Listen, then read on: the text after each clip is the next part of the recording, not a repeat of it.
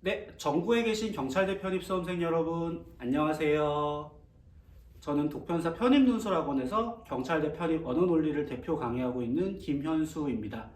오늘은 우리 수험생들을 위해서 정말 귀한 손님을 이 자리에 모셨습니다. 바로 2025학년도 올해죠.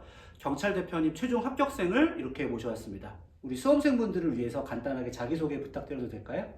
네, 안녕하세요. 저는 2025학년도 경찰대학 일반대학생 편입학 전형으로 최종 합격한 학생입니다. 저는 공대 인서울 4년제를 다녔고 공대 출신입니다. 그리고 학점은 3점대였습니다. 학점에 대해서 한 가지만 여쭤보면 학점은 높을수록 좋은 게 아니고 100분위 성적으로 80점만 넘으면 되죠. 네, 맞습니다. 네, 여기서 말하는 100분위 성적이라는 거는 성적 증명서에 게시된 100분위 성적으로 80점만 넘으면 학점은 합격이다. 이렇게 보시면 됩니다. 네, 그러면 우리 수험생들이 궁금해할 것 같아서 작년 필기시험 점수를 혹시 알려줄 수 있나요? 네, 저는 언어 76점, 영어 65점으로 총 141점으로 합격했습니다. 이게 매년 난이도가 다르기 때문에 141점이라 그러면 정확히 어느 정도 점수인지 학생들이 모를 수 있어서 어느 정도 점수예요? 이 점수면? 컷이 125점이어가지고 네. 꽤 높은 점수로 알고 예, 있습니다. 1단계 커트라인이 125점이고 커트라인을 많이 여유 있는 점수죠. 네. 그리고 정확한 등수는 알 수 없지만 상당히 상위권에 속했던 필기시험 점수라고 보면 되겠네요. 네, 맞습니다.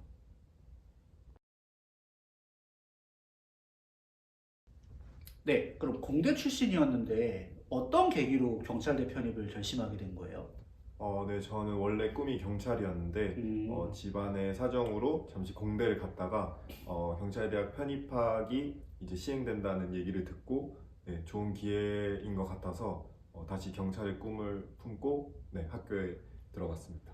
예, 저도 학생들을 만나보니까 놀라웠던 게 실제로 확고하게 이 경찰 간부의 꿈을 처음부터 가지고 있는 학생들이 많더라고요. 그래서 저는 수험생들이 굉장히 경찰대 편입 수험생들은 진정성이 높다라는 생각을 많이 했습니다.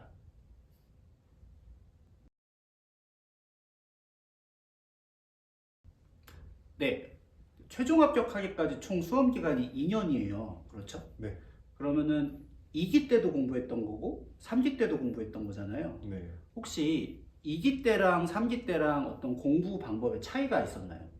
네, 저는 우선 초시 때는 음, 초시 때와 다른 점이 영어 학원을 옮겼습니다. 그래서 좀 더 기본에 충실한 영어 공부를 했었고, 초시 때랑 제시 때랑 영어 학원을 바꿨다. 네, 맞습니다. 언어는 둘 다 재수업 들었죠. 네, 맞아요. 언어 공부는 그럼 어떤 차이가 있었어요? 언어는 제가 독해 피지컬이 중요하다 생각해서 초시 때는 다양한 문제풀이에 집중을 했었는데 음, 제시 때는 제가 강화약화 문제에 오히려 좀 더 심도 있게 공부하면서 판단 기준을 좀 세워 나갔던 것 같습니다. 혹시 언어 공부 시기의 차이도 있었나요?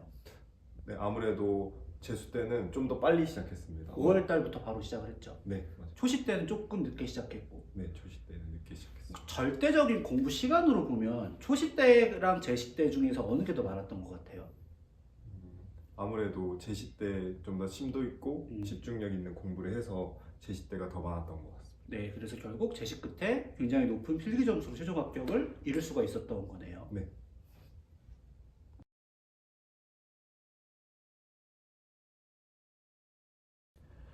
네, 그럼 우리 수험생들이 많이 궁금해할 것 같아서 구체적인 언어 논리 공부법을 한번 이야기해 줬으면 좋겠어요. 제가 봤을 때 언어 논리에는 크게 세 가지의 범주가 있다. 첫 번째가 단순 독해, 두 번째가 논리 퀴즈, 세 번째 되게 중요한 게 강화약화라고 생각을 하거든요. 하나씩 한번 얘기해 볼까요? 단순 독해, 말 그대로 한 1번부터 6번까지 긴 제시문을 읽고 내용 일치 문제 푸는 거 어떻게 공부했어요? 네, 그 단순 독해 문제는 음, 현수쌤 강의 들으면서 준비했었고 특히 현수쌤의 리트 언어이의 특강 시간에 음. 해주셨던 그런 공부 방법과 그리고 그 시간에 찝어주신 지문들 음. 그걸로만 딱 공부를 했습니다. 독해력을 올리기에는 니트 언어 이해로 공부하는 게 제일 도움이 된다. 네, 그러면은 논리 퀴즈 같은 경우에는 사실 수험생들이 제일 어려워하는 유형이라고 생각을 해요. 퀴즈 문제 어떻게 공부했어요? 논리 퀴즈는 사실 시험장에서 풀기도 만만치 않게 그쵸. 굉장히 어려워가지고 공부를 꽤 많이 했었는데 네. 그것도 선생님 강의 들으면서 준비했고 따로 네, 여러 가지 문제들 많이 접하면서 시간을 좀 빠르게 쓰는 걸 공부했습니다. 제가 퀴즈 문제는 진짜 기출 문제에 있던 퀴즈 문제는 다 연습시켰던 것 같아요. 근데 시험장에서 몇 문제나 풀었어요? 시험장에서 저는 2문제 풀었어요. 2문제 풀고 나머지 두 3개. 문- 나머지는 찍고. 네. 그래도 잘했네요. 네. 제가 항상 강조하는 게 2개 풀면 성공하는 거라고 얘기를 했고 하나는 무조건 찍어야 된다고 말을 했는데 과감하게. 예. 퀴즈 문제를 공부하는 수험생들한테 조언하실 게 있다면 뭐가 있을까요?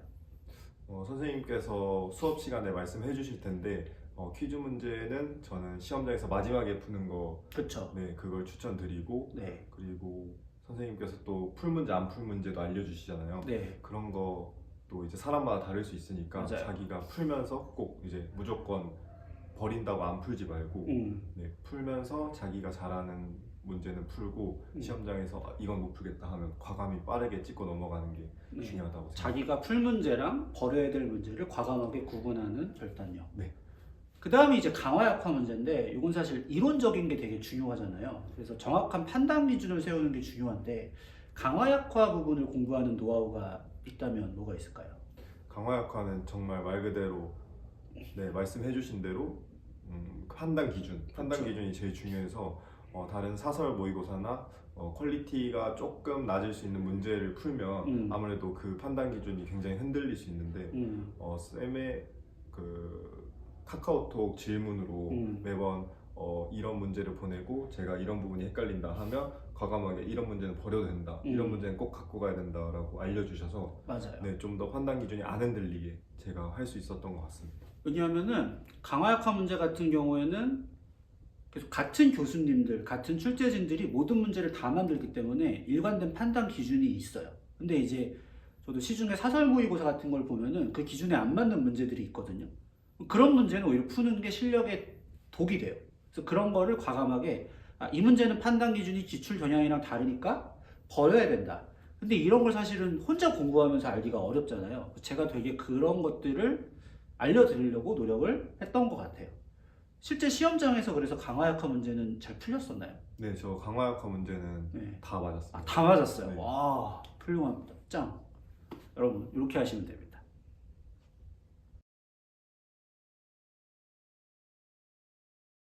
네. 그러면 아까 말했던 내용들 말고 언어 논리에서 제 수업에서 도움이 되었던 점은 또 뭐가 있을까요? 우선 아까 말씀드렸듯이 카카오톡으로 질문을 계속 받아주시는 것도 좋았고 네. 아무래도 저는 모의고사가 가장 모의고사. 큰 네, 도움이었다고 생각합니다.